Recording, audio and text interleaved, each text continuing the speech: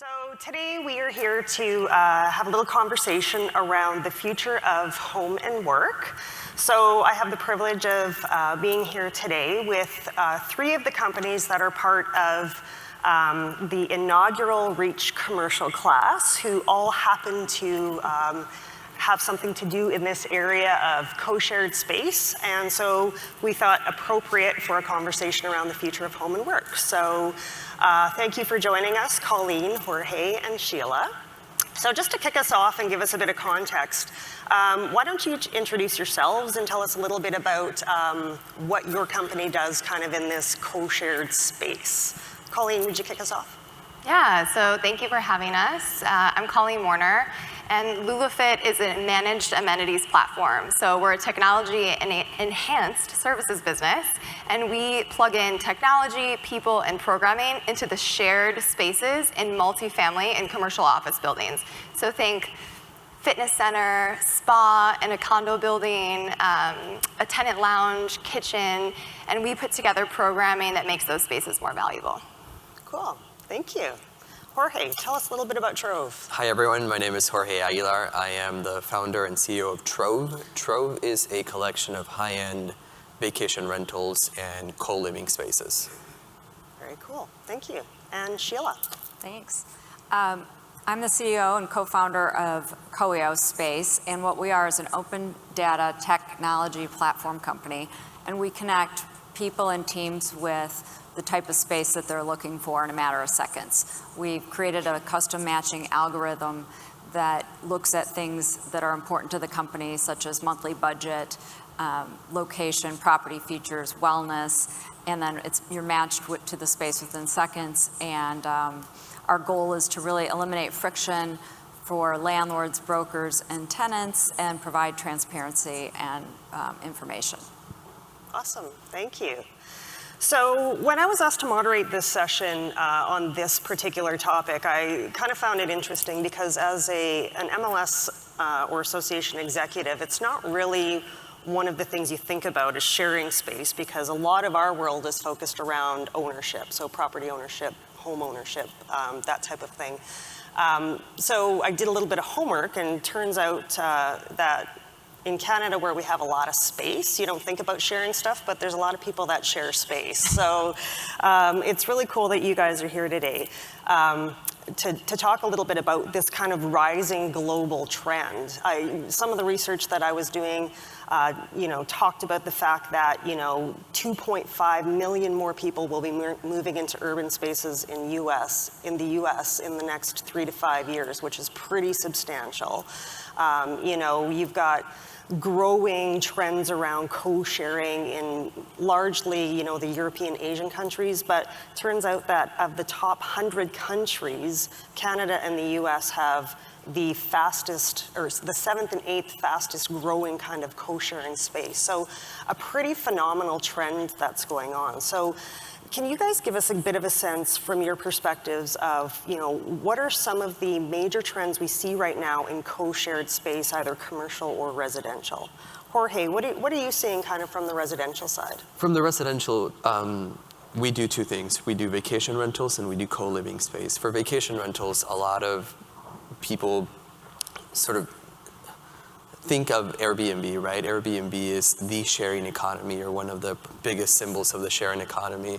And so many people are choosing to share their home, whether they live in it full time or they don't. Sometimes they share a bedroom, sometimes they share like a spare bedroom or the same bedroom, sometimes they share the entire house, and there is an entire ecosystem being built around home sharing for vacation rentals. The other side of that is co-living. So we have a portfolio of co-living homes in Chicago where most of our clientele, most of our long-term guests are high or tech employees that just move into town and want everything solved for them. So we take care of all their utilities, amenities, housekeeping for one price. And they love it. We solve all their housing problems.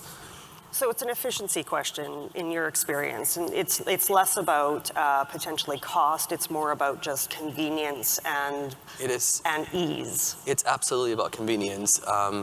our guests don't mind paying a higher rent price if we're going to solve every single problem for them. They want to move to Chicago in this case and have everything solved for them.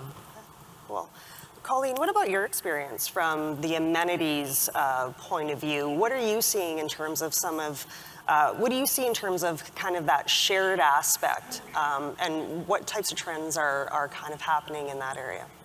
Yeah, it's ironic that a lot of the groups that get accused of being on their technology, on their phone all the time and not interacting with other people, we're seeing them really start to interact with each other, especially in a shared space environment. And I think that's really what's drawing this younger generation to shared spaces. I think some piece of them craves that neighborhood feel that their grandparents talked about. The block parties and the experiences that they've seen happen, but they haven't really been able to do in an urban setting. And so we see people using amenities to kind of recreate those scenarios with not their family, but their community.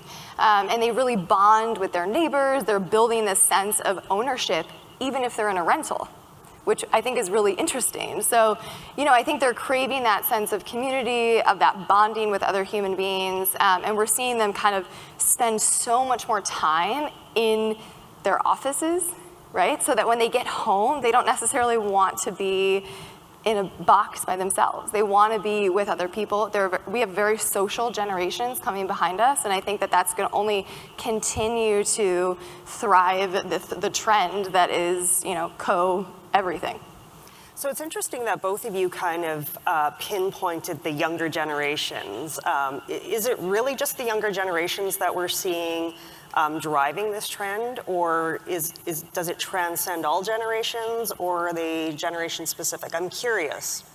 I mean, we see it in two major generation pools, and I know Sheila and I have spoken about this, but we see, younger generations who are living in this urban core.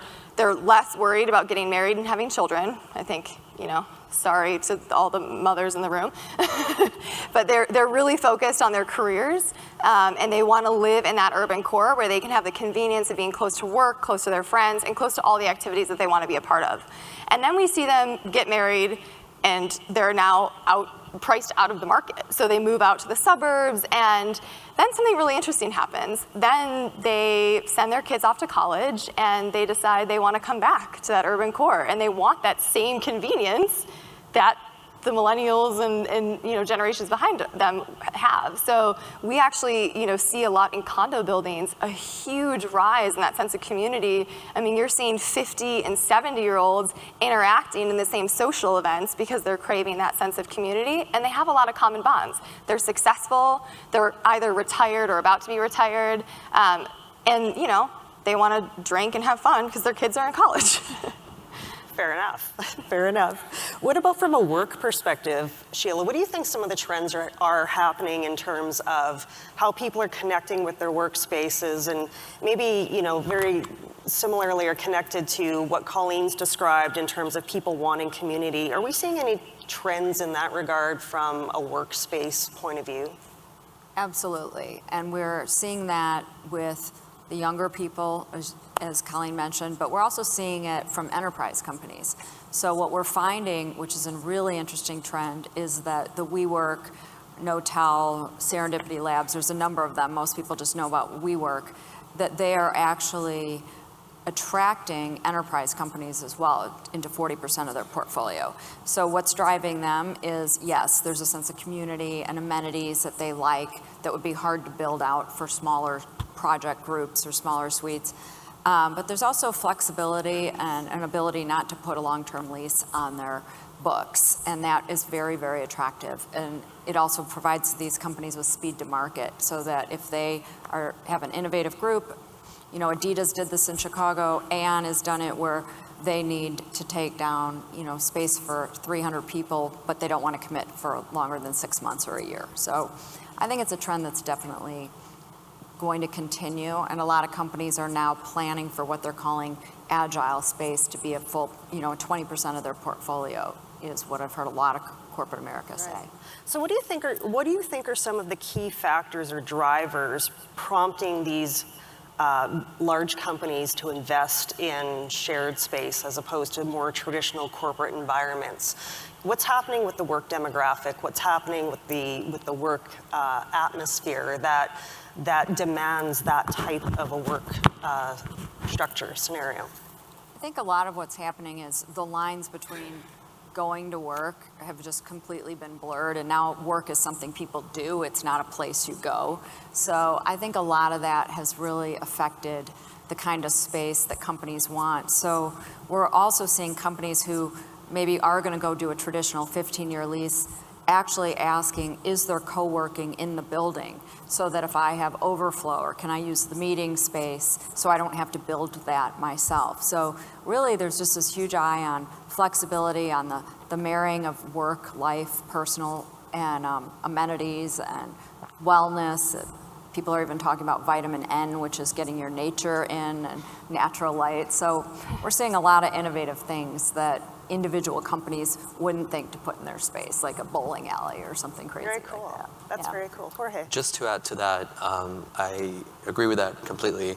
We did something on the vacation, the short-term rentals part of our company, which is we partnered with the Metropolitan Club of Chicago, which is a private club that includes co-working space.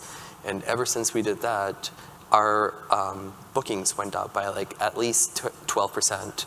And most of our guests say that they chose us because we provide a free co-working space with our rents. So people are definitely, even when they're on vacation, looking for space where they can build community and get some work done. So it's really just this blending then. It's not co-living versus co-working, and it's interesting, and I'll come to you back to you in a second, Colleen, but it's interesting, one of the common themes that continued to rise to the top as I was kind of doing my homework over the last few days was, this poking question, is co-living going to follow co-working? And it's what became apparent to me was, well, they're kind of becoming the same thing. And I imagine that you probably see that a lot in your area. Yeah, I mean, we're working on both the office and the multifamily side, so we definitely are seeing both. But I think what's unique in the office, and to kind of jump off of Sheila's point, this is really, this fire is being fueled by the war for talent. Companies are struggling to get talent. We are in the most competitive talent market that we have ever seen in this country. Hopefully to continue, right? Hopefully that's not going anywhere. So I think part of what companies need, right, is this very flexible work policy. They want people to be able to work from home. We actually adopted in the last quarter a responsible time off policy. I'll tell you next year how that's going. I don't know yet, to be determined. I'm here, who knows where my people are. But you're asking people to take responsibility for their work, take responsibility for their lives, and they are spending time working from home.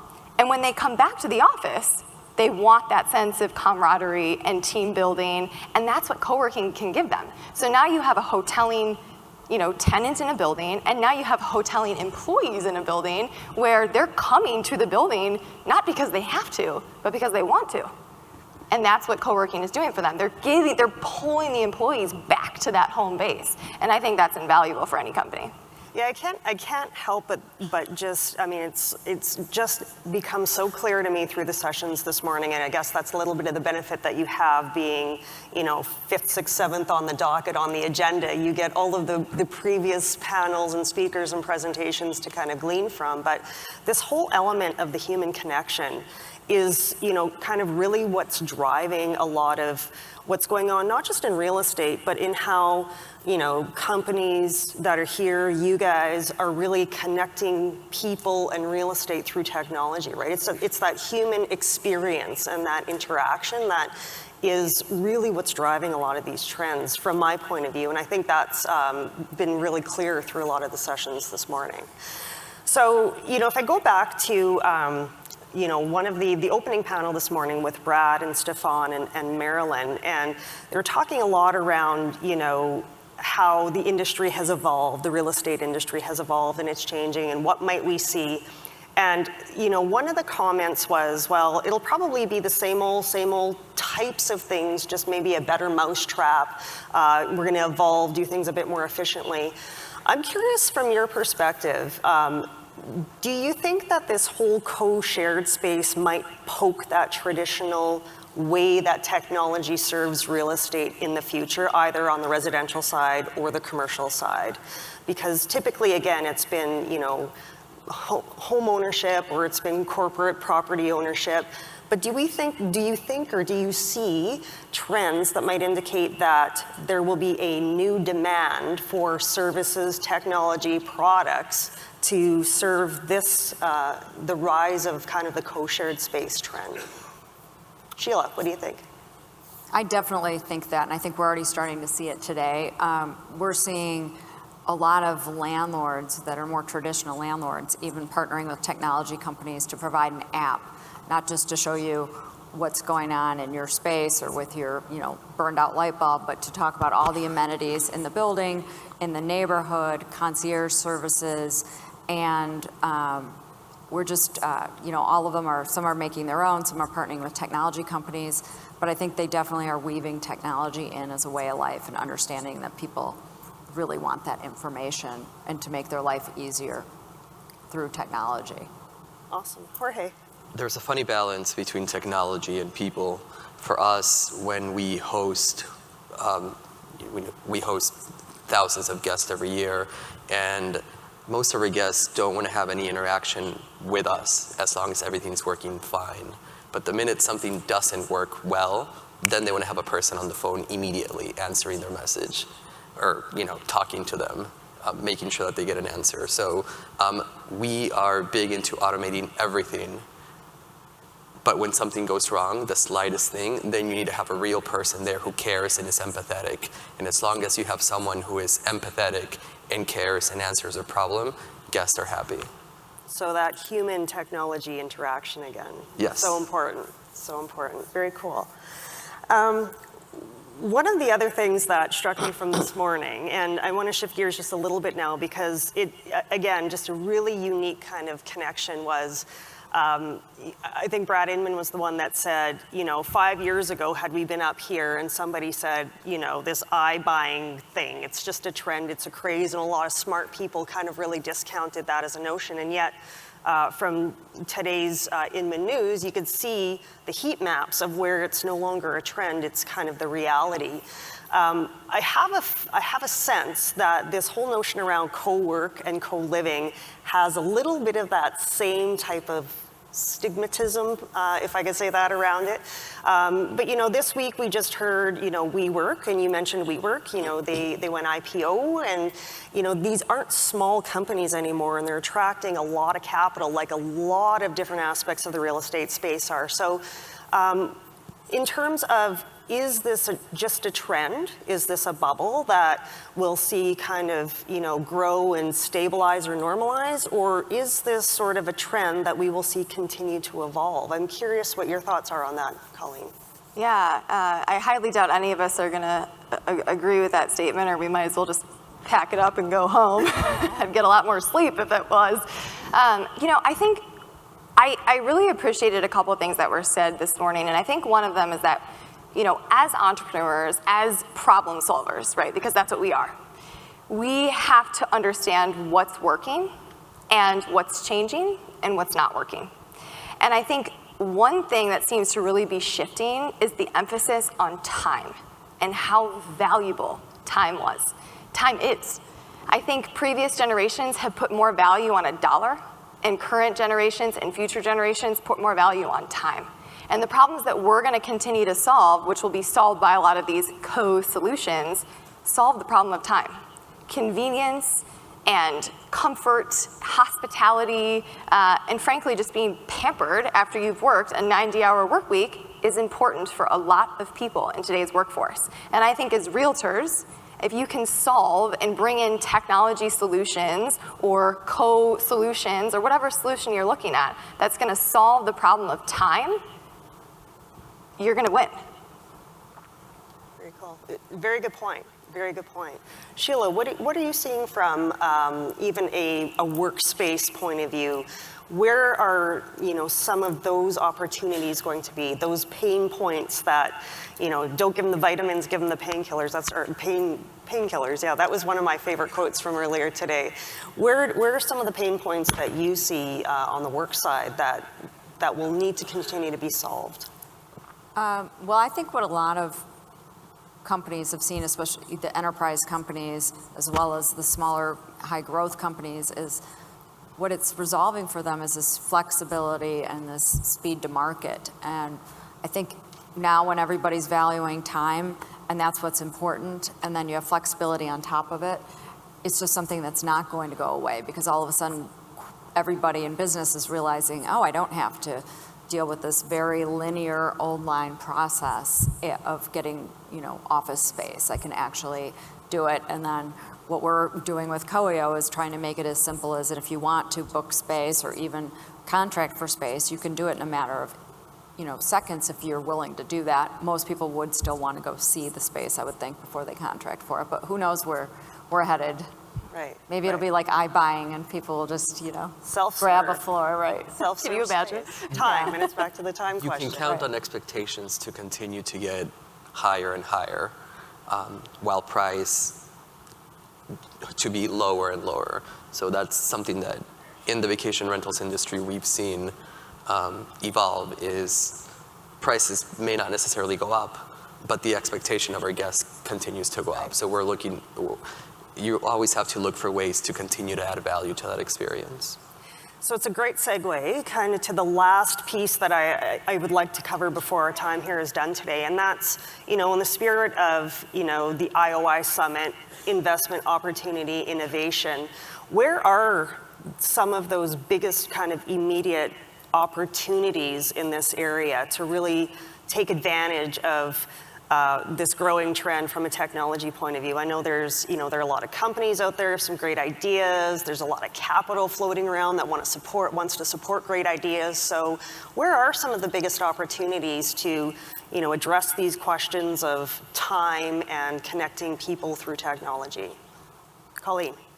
Yeah, again, I do think time is the most valuable, medium in which we're kind of carrying around with us, and we can spend it how we choose. And I think if as technology companies, as innovators, we want people to spend time with us, we have to keep pushing ourselves past what we are comfortable with and what we already know. And what Jorge said, I can also echo. Our residents and our tenants in the buildings that we're working in, they expect better and better every day. Right? So that's always kind of pushing us to keep driving forward and to push the envelope on what's happening in these spaces. I think, it's going to be a balance, in my opinion, on how you use technology and pair it with people. Because I don't think technology alone can solve the problems of people. I think that we need people to use the tech to solve those problems. And I think, we're trying to really strike a careful balance of that hospitality while also using technology to create that time, and make it more effective. Cool. Jorge, Sheila, any last thoughts, comments around where the opportunities lie? I'll just add on that, I think the opportunities are vast. The commercial market alone is a $1 trillion industry, trillions of dollars. And so there's just so many, and it's been such a sort of secretive, closed box on the commercial side, unlike residential, that I think the opportunities are really endless. Cool. Jorge. And then I'll just say that expectations, trends, technology will continue to evolve, but it wouldn't be real estate if it wasn't all about location and price. Location, location, location. Well, thank you all very much. 10 seconds left. I think we did pretty well to cover ground. Very much appreciate you all being here, and good luck. Thank you. Thank you. you.